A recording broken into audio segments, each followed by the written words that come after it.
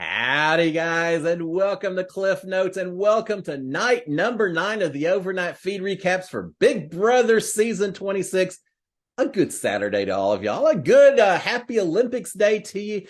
Olympics are starting off. USA, and Canada. For those of you north of the border, Olympics are starting out. Before we talk about the live feeds, what happened last night, let me just say I'm proposing that we take some of our Big Brother competitions and we move them over into the Olympic activities. How cool would it be to have a wall hanging competition at some point in the Olympics? God, they'd be up there for days, but that'd be kind of fun. Or to have a slip and slide competition, watching these athletes going back and forth with grease spread out all over the ground as well. We can have a lot of fun watching them do some Big Brother events. I guarantee it'd be a lot more exciting, a lot more fun to watch than like race walking, which is an Olympic sport.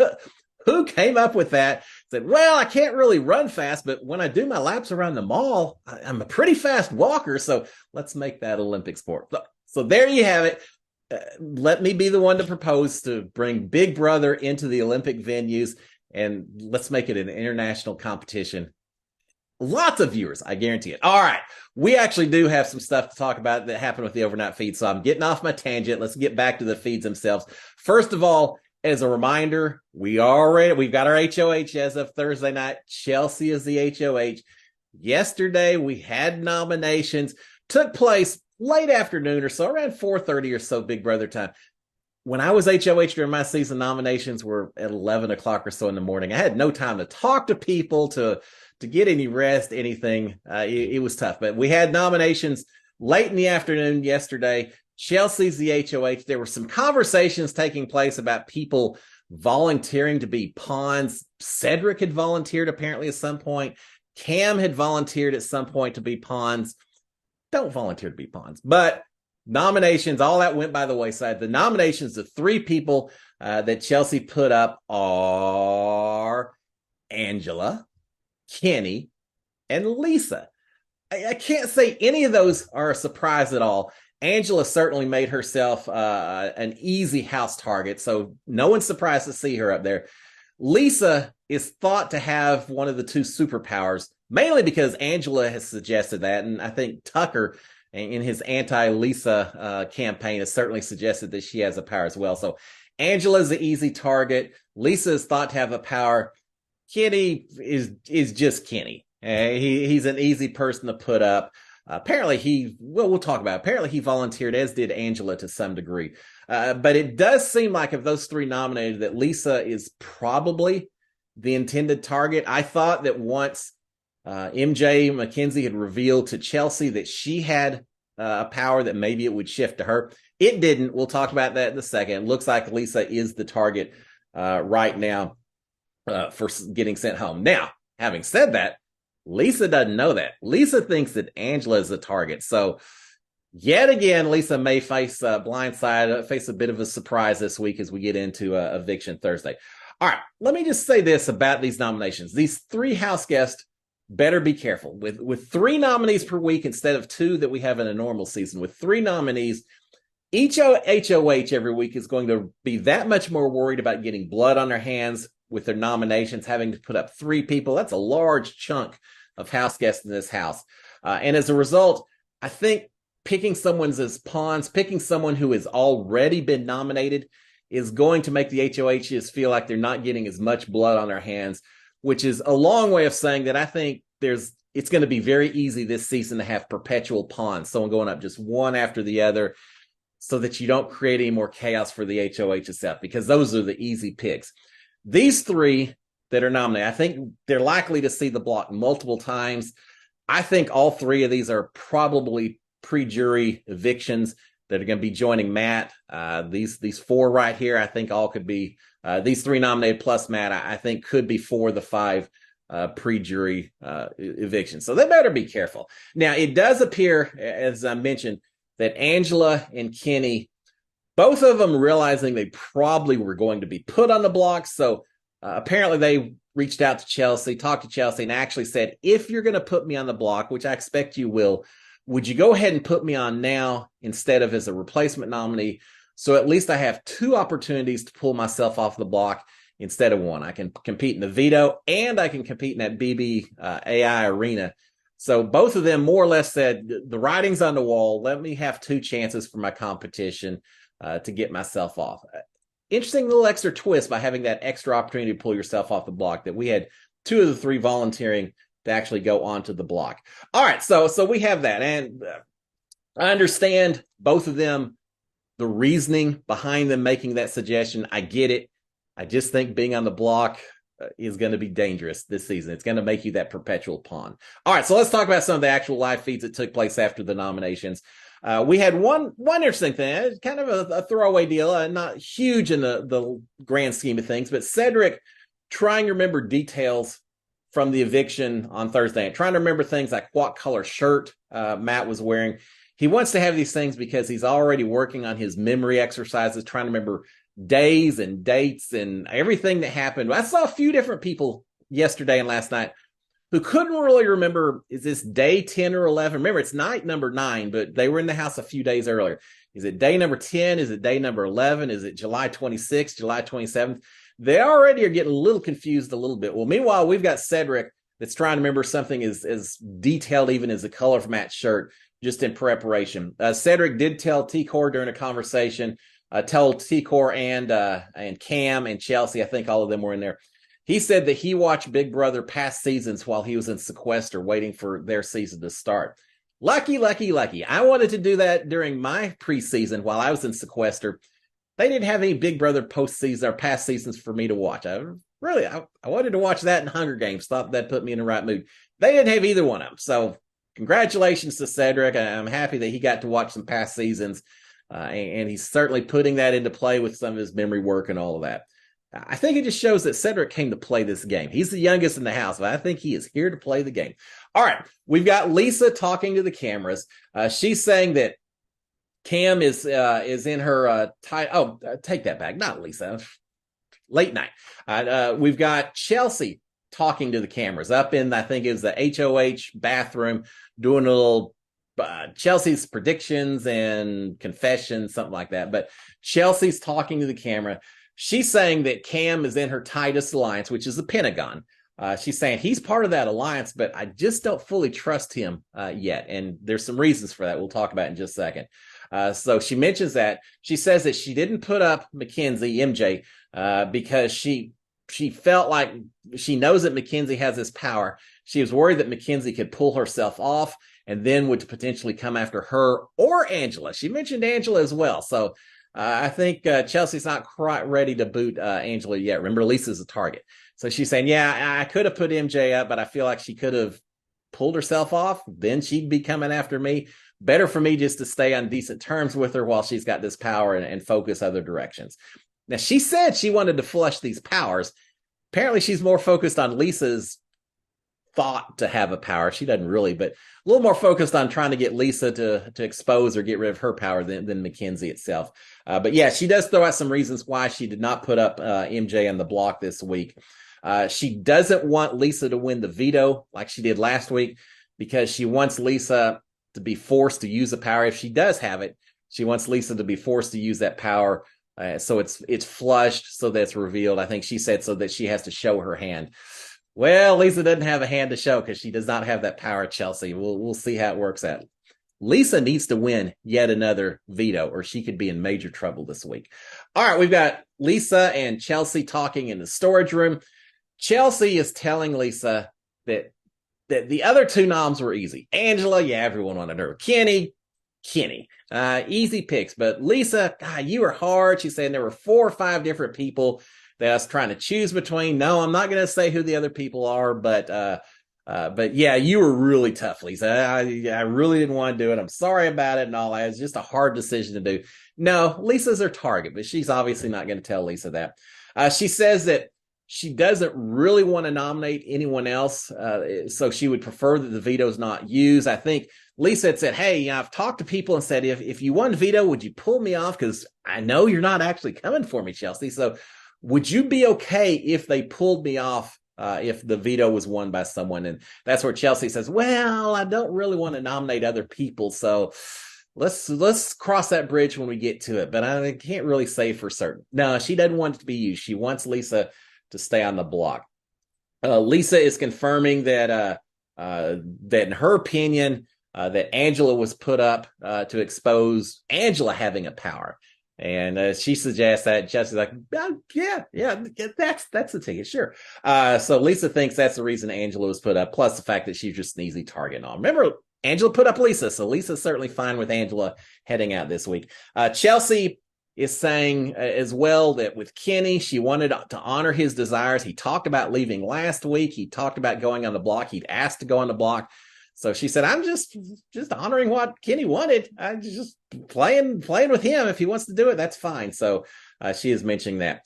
Lisa is hoping that Chelsea, when she talks to other people, she says, veto being used, whatever, we'll talk about that. But I hope when you talk to people that my name doesn't come out of your mouth, that you let people know that I'm not really your target if my name comes up with other people. Could you at least do that?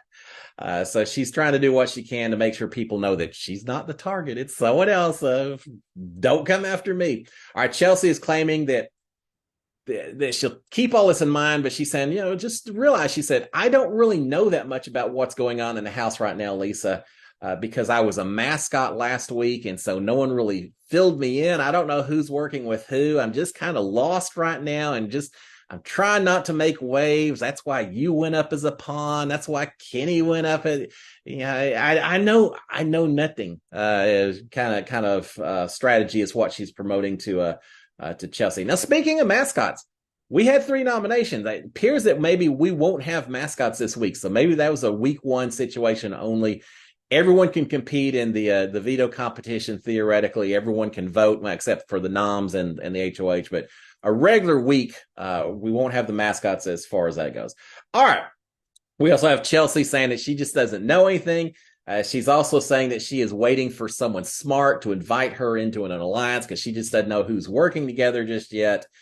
Doing that. Lisa feeling sorry for Chelsea being as lost as she is in the house. So Lisa's giving Chelsea advice on how she needs to be observing people, and she needs to be watching her mental health, and very, very much trying to help Chelsea figure out how in the heck am I going to play the game of Big Brother. Chelsea is teaching the Padawan all about playing the game that is Big Brother. All right. We've got a new feet scandal. That'd be both feet, right? We've got a new feet scandal taking place in the house. If y'all remember, a few days ago, Matt had kind of, as part of his locking it down with MJ and getting tight with her, all that, Matt had made fun of how dirty MJ's socks were because she wore them around the house everywhere. And of course, then at that point, the camera just kept zooming in on MJ's socks and how dirty they were. So we had that. Well, now we got another feet scandal going on. While Lisa is in the storage room talking to Chelsea, they're each sitting on the counters, which kind of cringy anyway. But then Lisa puts her feet up on the counter as well. Unfortunately, Lisa's not wearing any socks. It's her bare feet, and you see the soles of her feet. Just absolutely pitch black, dark, dirty feet from walking around in that house.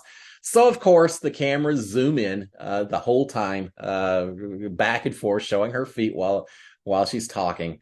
There's probably some website out there that's making millions of dollars now just based on those screenshots. But anyway, so we do have a little bit of a different foot scandal that's now taking place. I was very careful during my season to always wear sandals when I was in the house because just a bunch of people walking around just leads to a lot of dirt everywhere. That house is not nearly as clean as it may seem from cameras pulled way back. I'll just leave it at that. All right, we've got Lisa talking to Kimo a little bit. And she's asking Kimo, saying, "Look, would you, if you played for me, if you won veto, would you, and you won, would you pull me off the block?" And he says, "Well, I'd have to ask Chelsea first. Let me see. I want to honor her veto and all that, so I'll just have to check and see." Which basically translates to a big no for the most part, because we know Chelsea doesn't want the veto to be used, but certainly Lisa has asked a question. Chelsea has told Brooklyn that MJ has a power. Remember, MJ had told Chelsea. Well, now Chelsea has told Brooklyn as well, And she's explaining that is the reason why she didn't nominate MJ for nominations this week. That she does propose to Brooklyn that they ought to pretend to be friends, or they should befriend MJ and make sure they try to keep her close as a way to protect themselves from that power and everything else. So yeah, some ulterior motives there. All right, we've got Chelsea also talking to Brooklyn, saying that others in the house, and we don't know who, Leah, perhaps, but others in the house had convinced Cam to offer himself up as a pawn. That he had approached Chelsea and suggested that. She said, hey, it was too early to do that. We don't know enough about the twist, the competition. We just couldn't do that since he's part of the Pentagon and all that. But she says, but he did offer himself up, so someone talked him into it. And she's saying, with that, we need to stay tight with Cam. That and himself. With Kim offering to put himself up, and Cam also had told Chelsea that they needed to stay tight with Leah and keep an eye out on her and keep her close to them and friendly and all that. And Chelsea's telling Brooklyn, saying, with him volunteering and him trying to go out of his way to more or less say keep Leah tight and protected, close and protected, between those two, Chelsea is saying, I'm very concerned about Cam, where his loyalties may actually lie in this house. So a little continuation of what she had told the cameras earlier. All right, later we've got Chelsea talking to Cedric about some of the same situation. She's asking Cedric, saying, look, if is Cam with us, being the Pentagon, is he with us or is he with Leah? Where are his true loyalties? Cedric is saying that he believes that Cam is loyal to the Pentagon because he really has nowhere else to go if he was to lose this group. So he feels like, yeah, he may be flirting around with Leah in there a little bit, but he really feels like his true loyalty is still going to be at the Pentagon. So he's trying to calm Chelsea's fears a little bit. But Chelsea is saying, look, there's a lot of people in this house. And she said, there's a lot of people doing a lot of things. I do not want to get played by someone else in the Pentagon. Now, just real quick, remember, the Pentagon is an alliance that consists of Chelsea, Cedric, Cam, Quinn, and Brooklyn. She said, I don't want to get played by anyone, but I certainly don't want to get played by someone in the Pentagon. So I'm a little bit worried about Cam. Chelsea wants Cedric to potentially go down and talk to Cam at some point before the veto competition, because she says he's just starting to look a little bit sketchy with everything that's going on. She does not want Cam to play in the veto, win this thing, and then pull Lisa off the block because Leah has convinced him to. So that's her fear, is that Leah is kind of controlling Cam and that maybe he would pull Lisa off as a result because Lisa and Leah can be tight. And so she just wants Cedric to go talk to him ahead of time and let him know that we're leaving these vetoes alone. You don't need to be down there winning any kind of veto competition. Chelsea is saying as well that if one of the nominations comes off the block, that at that point, you said, hey, if Cam's so tight with Leah, we'll just let Cam or Leah, one or the other, go up as a renom. We can make this work if that's the way he wants to make it work. So she's thinking about that as an option as well. All right, we've got multiple house guests being Angela, Joseph, Quinn, Leah, Chemo, Rubina at different points in time, sitting in the hot tub or the lukewarm tub, sitting near the hot tub. No strategy talk, just hanging out, enjoying yet another night in the backyard. I'm amazed that it's not shut down for the veto competition setup, which tells me the veto comp that's being held today is not going to be in the backyard. It's going to be at the alternative location, which may mean it's kind of fancy and cool, even more so than typical. We'll see later today. Well, we won't, because it won't be on the live feeds, but we'll hopefully hear about it. But anyway, them sitting by the hot tub, no real strategy talk. We do have some talk in the backyard of a little more value. We've got Joseph and Quinn and Chemo at one point talking about how they need to just continue to watch out for each other. And they're saying how easy it could have been for the collective if Angela just hadn't messed it up. Remember, they came up, they talked to Angela, said, we got you. We formed this group. We've got the name. We're all good to go. And then she called them all out the next morning as low budget movie actor type thing. So they're saying, yeah, she hadn't screwed it up. It would have been easy with the collective. But such isn't the case. Quinn is saying that Angela, I think he's telling T-Core this, but I think Joseph and some others over here, he says, Angela came up to me and pointed y'all out, pointed you out, T-Core, said, look at that group out there. And he said, I looked out there, I saw you, I saw Chelsea, I saw Cam, I saw Cedric. So Angela is already seeing the four of y'all talking and thinking that y'all are part of a group, which they kind of are. But he's pointing that out, and Joseph is saying, "Look, it's just Angela getting paranoid again. It's happening yet again." Angela told everyone last week was a wild week, and it wasn't the real Angela. We'll see. But Joseph is recognizing that maybe she's getting a little bit paranoid again this week. Maybe it's not paranoia if it's true, but he's pointing that. He's saying, look, I'm not going to be sad if Angela goes out this week, leaves the house, because I think the house is going to be much more comfortable and that we could probably work together a little bit better without having to worry about Hurricane Angela and all of that. Which brings up the point. It is going to be a little disappointing in some ways if Angela or Lisa were to leave this week, because they do bring a lot of the drama and the chaos to this house. But Joseph's saying, I'm fine if Angela leaves because of all of this. There's talk about some other people I know. So they were talking about Brooklyn, saying that she's very smart, but she's also very tight about giving out information. But they recognize that she's a strong player in this game as well. They're wondering if there isn't really a larger alliance that they're just not aware of. This group of former have-nots saying, surely every season there's this big alliance. How come is there one that we just don't know about? Quinn is saying, I feel like there's a lot of smaller groups that are all maybe trying to come together, but not necessarily one big alliance.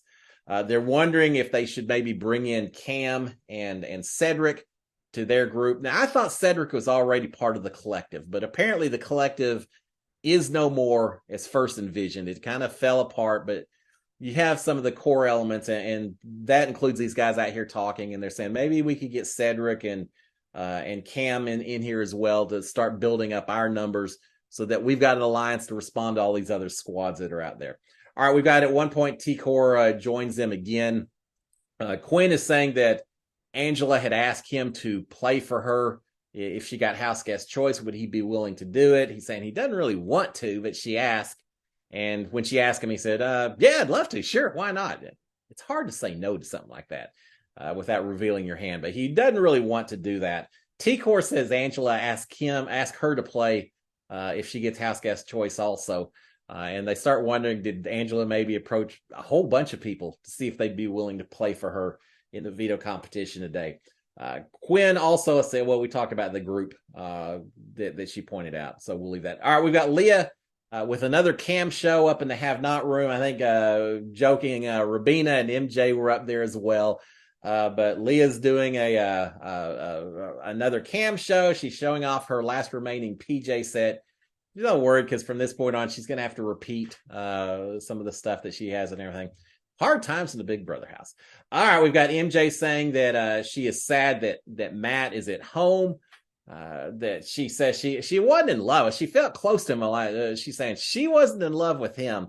I think, was it Rabina or Brooke? I can't remember. Someone asked, were you in love with him? She said, well, I wasn't in love with him.